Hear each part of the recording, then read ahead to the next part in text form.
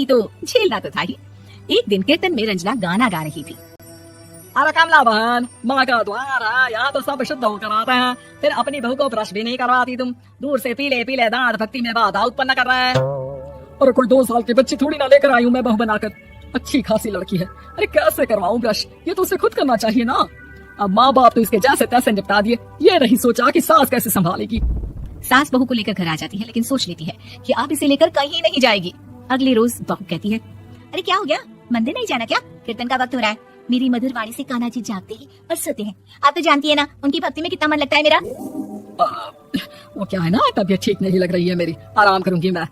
तबीयत ठीक नहीं लग रही? अभी तो मिथुन के गाने पर नाच रही थी आप, और आप बोल रही है कि तबीयत ठीक नहीं लग रही। अरे भक्ति में मन लगा लो सासू माँ, ऊपर जाना है, क्या मुंह दिखाओगी आप? हाँ, सास को बहू की बात पर गुस्सा आ जाता है। मैं क्या मुंह दिखाऊंगी, इसकी चिंता तो ना कर, समझी? अपने मुंह की चिंता कर, जो ये पीले पीले दांत लेकर हर जगह पहुंच जाती है। पता है लोग कितना मजाक बनाते हैं। ना जी ना, मैं नहीं जाना कहीं तेरे साथ। तो ये बात है, कोई ना, मत जाओ, मैं अपने कमरे में ही बैठकर भक्ति कर लूंगी। ऊपर वाला दांत थोड़ी ना देखता है, मन देखता है, भावना देखता है। और अरे बस बस, तू सब कुछ दिखा, बस ये सफेद चमकदार दांत ना दिखाना किसी को, है? जा यहाँ से। बहू को सास की बात का कोई फर्क नहीं पड़ता, वो तो जैसी थी वैसी ही रह जाती है। सुबह नहाकर किचन में खाना बनाना, फिर खाना खाना, कीर्तन भजन करना और सो जाना। एक दिन, माँ जी मैं सहेली के घर जा रही हूँ, शाम को लेट आऊंगी। हाँ हाँ तो जाना, मैंने कौन सा तेरी आरती करनी है घर पर बैठकर। रंजना सहेली के घर जाती है, जहाँ वो पार्टी में जाने की तैयारी कर रही होती है। अरे शिखा, कहाँ जाने की तैयारी कर रही है? मैं गलत वक्त पर आ गई क्या?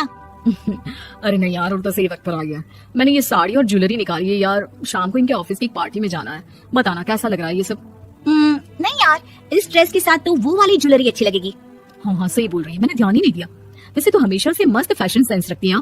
तो बड़ा जाती होगी ना पति के साथ पार्टी में। रंजना कुछ नहीं बोलती, बस सोचती है कि यार काश ये बात सही हो जाती, पर मैं क्यों नहीं जाती पार्टी में? क्या इन लोगों की कोई पार्टी होती नहीं होगी?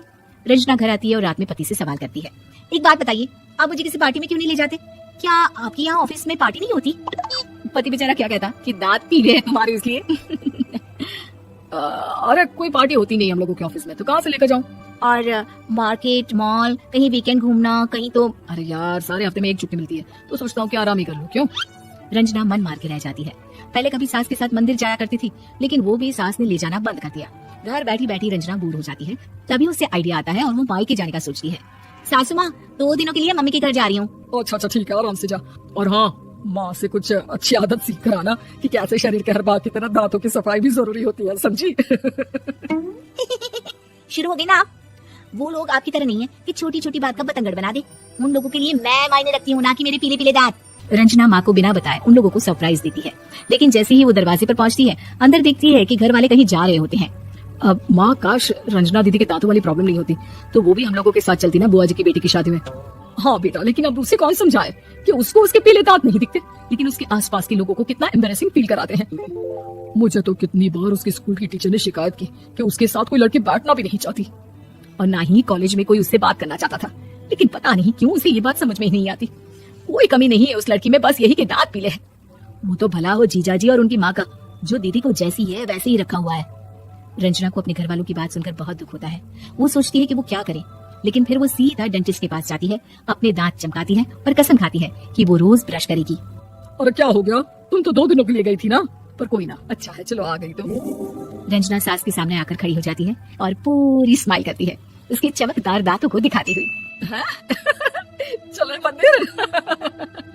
माँ मुझे माफ कर दीजिए, मैंने आप लोगों को बहुत एम्बैरेसिंग फील करवाया। मैं आज से रोज ब्रश करूंगी।